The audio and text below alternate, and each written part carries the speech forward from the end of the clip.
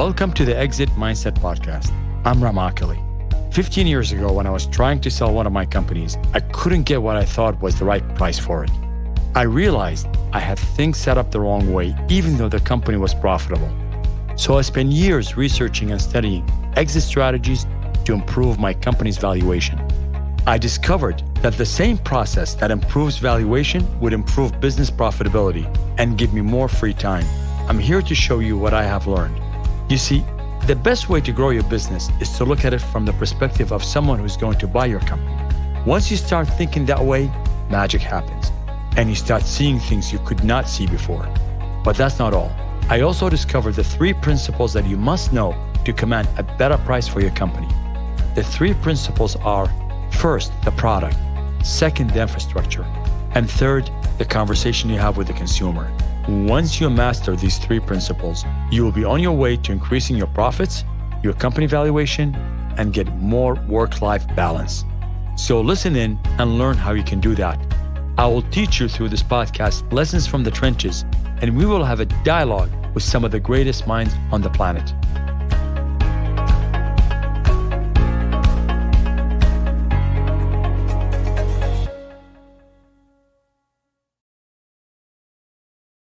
In your day-to-day, do you feel that you've been yanked around a million ways and you lack focus? I'm going to give you the secret today. In the Exit Mindset Podcast, we're going to talk about the type of brains you have and how many brains you would have. And you might be going, what is he talking about? What do you mean, how many brains I have? I only got one. I propose to you that you got more than one brain. And the way it works is this way. Every time you undertake an activity, you're using a different kind of brain than the activity before. Let me take an example. Let's say you're working on what you do day to day, and you are working on product development. And all of a sudden, somebody comes to you from marketing and asks you to do something for them. Well, basically, you're going to have to stop all the thinking that was involved in product development, reorient your thinking to marketing, start tackling the problems you have at hand. That process by itself would take several minutes, if not more than that. It might take as long as half an hour sometimes just to get yourself grounded back into that other issue you're dealing with in terms of marketing. So you basically took your product development brain and reinstalled a new brain now, which is a brain you have, but it's the marketing brain. You got to put that on. And every time you do that, you are going to be dealing with a realignment in the way you think, and you have to shift your thinking. I call it, you have to uninstall a brain and install a new brain from a different perspective. And if you pay attention to that, you'd find it to be actually a true phenomenon that every time you're doing something and you have to shift to something else, there's definitely a time where you have to adjust, to reacclimate your head. Sure, from your perspective, it sounds very normal, very natural. Well, I'm moving from this to this to that. But the reality of it is that your thinking becomes completely aligned in a different way when you start going in that other direction. The problem with reinstalling a different brain when you're doing a different job is that you have to be cognizant that there's a downtime in between. So it's not as simple as you move from one to the next and nothing happens. There are a lot of things that happen in between. And if you're running a company, you need to understand that to be able to effectively perform, you have to do that in a very seamless way and as efficiently as possible. But there is another side to that affects the people that work for you more than it should affect you. And that is, you might have a tendency to have your employees and your team do different things that don't relate to the job that they do throughout the day. And what that will cause is a lack of focus and will create inefficiencies in the process you're undertaking. So in the exit mindset, your objective is to build a company that gives you more profits, gives you more time, and have higher valuation. Let's talk about from perspective of valuation.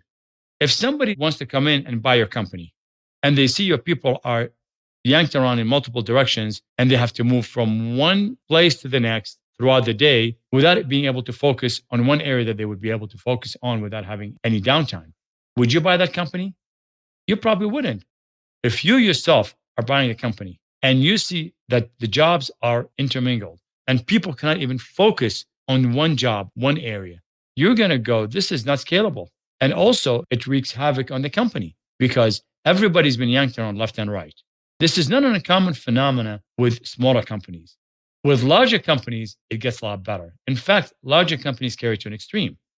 So what smaller companies do, they are forced sometimes to have one person or multiple few people doing multiple things. And with larger companies, they have one job that can be done by two people. They have 4 or 5 people doing it. And that's where the differentiation is. But however, if you look at the profitability per person for a larger company compared to a smaller company, typically it's higher. And of course, there are exceptions to the rule. And that's something I always look at when I look at infrastructure. What are the revenues per person?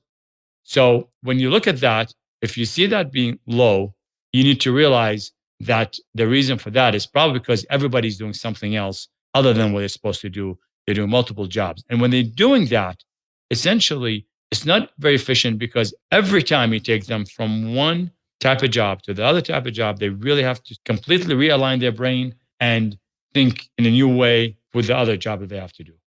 So this particular area of focusing on what people do relates to the infrastructure part of the company.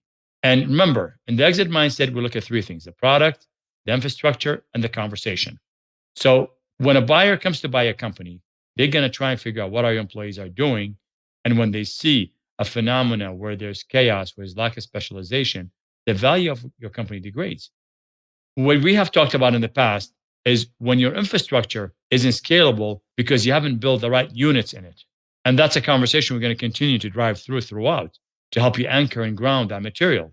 But ultimately, when it comes to your employees and the way they perform their work, definitely, if you have a situation where your employees are spread thin and they're doing multiple jobs, the value of your company isn't going to be perceived as high as one where there's specialization. What you want to do is have the ability to have a person doing one thing, and then you can add one more person to complement them. That way you can scale up. And if you have that kind of situation, then a buyer of your company is going to definitely look more favorably at it. Now, we always talk about this, and I'm always going to bring it back to the same thing. If the buyer of the company is going to look at it favorably because your company is scalable, wouldn't that mean that your company is performing in an optimal manner? And the answer is yes. Your company would be performing better simply because you got people that are specialized, work in their own area, and they don't have to shift their mind or their brains from one thing to the next and wreaking havoc, not just on their psychology as they do the job, but on the performance itself. And plus a lot of downtime in between shifting from one thing to the next. So biggest thing you can take from this is that focus on how you can take the jobs and the positions you have and make sure you strive towards making one job, one person, not one person, 2 jobs or 3 jobs or 4 jobs or 5 jobs. So I'm going to give you solutions here. So the first thing you're going to do, you're going to look at your teams, whether 1, 2, 3, or 4 or more. It doesn't matter. So you list them. Then you start listing what each one of them is doing in terms of core functions. So if your marketing person is answering the phone sometimes and also doing customer support, you got to write this down. You don't need to write every small little detail that they do throughout the day. Are they doing marketing? Are they doing phones? Or are they doing customer support? Or are they doing all 3? If you determine that that person is doing all 3, then you write it down. You go to the next one, and next one, next one, until you list all your team on the sheet that we're going to provide you here. And to get that sheet, go to the exitmindset.com/tools and look up the sheets related to that podcast. I'm giving you a very simple and practical way to figure this out.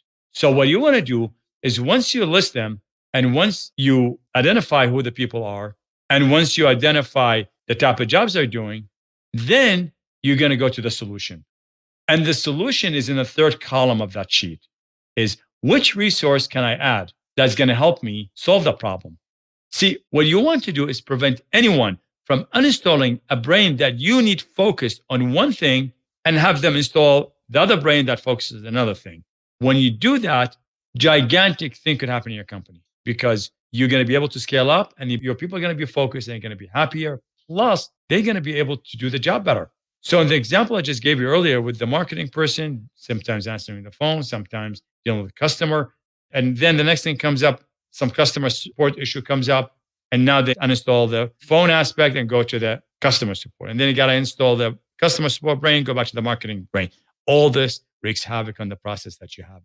So what I would do is take that sheet and start working at it, hash out all these things, And the most important part of it is to start looking at the resources you have and figure out, how can I add one more resource to it? Now, the resources could be in multiple ways. It doesn't necessarily have to be you have to go hire one more person. So for example, if your marketing person is also helping with your customer support, then trying to figure out how you can take that customer support in another way where it's more scalable and practical. Your customer support could be, in some instances, outsourced. It could be somebody who might be even part-time in your company. It could be actually reassigning it to a lower priority level at the company from marketing. So for example, let me give you a simple case in point. Let's say you have your marketing person, and let's say you have somebody in the company that is doing, say, shipping. I'm making it up completely. Is it possible that person doing shipping can deal with customer support? Because shipping from a brain perspective may not necessarily take as much intense brain activity and brain intensity as marketing does.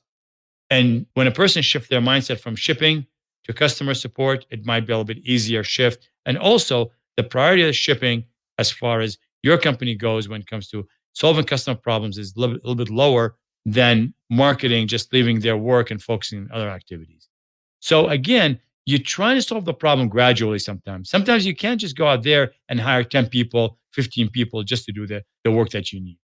But a lot of it begins with the planning.